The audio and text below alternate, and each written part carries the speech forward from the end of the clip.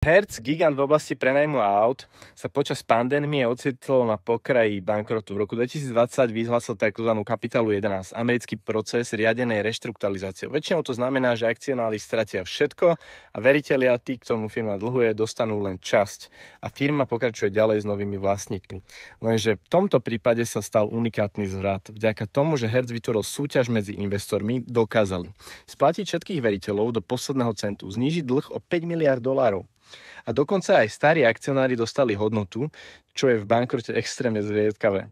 Ako to prebiehalo? Hertz pôvodne vstúpil do kapitoly 11 s obrovským dlhom a hrozbou, že sa firma úplne rozpadne.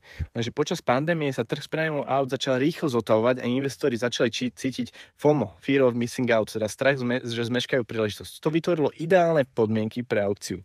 Niekedy naozaj treba trošku šťastia. Konkurenčný plán reorganizácie bol, že namiesto toho, aby Hertz prijal prvú ponuku na reorganizáciu, zorganizovali súťaž medzi viacerými skupinami investorov, niečo ako aukciu, ale namiesto umeleckých diel sa licituje o to, kto získa firmu. A nakoniec víťazila skupina Knighthead Capital, Qatar a Apollo, ktorí vložili 5,9 miliardy dolárov nového kapitálu. Čo to je kapitola 11? Kapitola 11 je americký proces, kde firma nezanikne, ale prechádza kontrolovanou reštrukturalizáciou.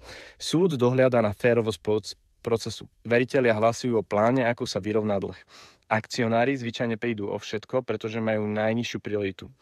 Hertz tento model otočil na hlavu práve vďaka konkurencii investorov.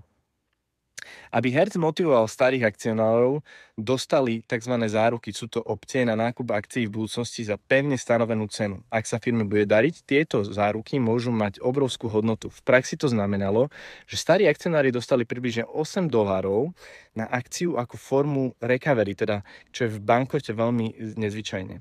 Dlhy znížené boli nakoniec o 5 miliard dolárov, nový kapitál 5,9 miliard, o 6 miliard dolárov, okamžitý finančný kyslík pre Hertz. Veritelia zaplatení na 100% bez strát. Akcionári namiesto nuly dostali záruky a hotovosť.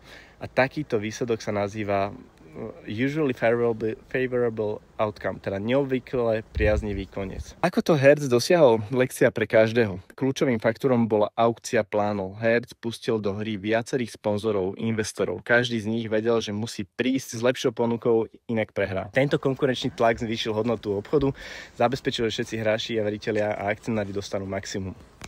Poučenie pre teba? Aj keď nemáš miliardovú firmu, princíp platí všade. Vždy vytvor konkurenciu, či už predávaš firmu, získavaš investora alebo hľadáš partnera. Nikdy sa nespoliehaj na jedného záujemcu.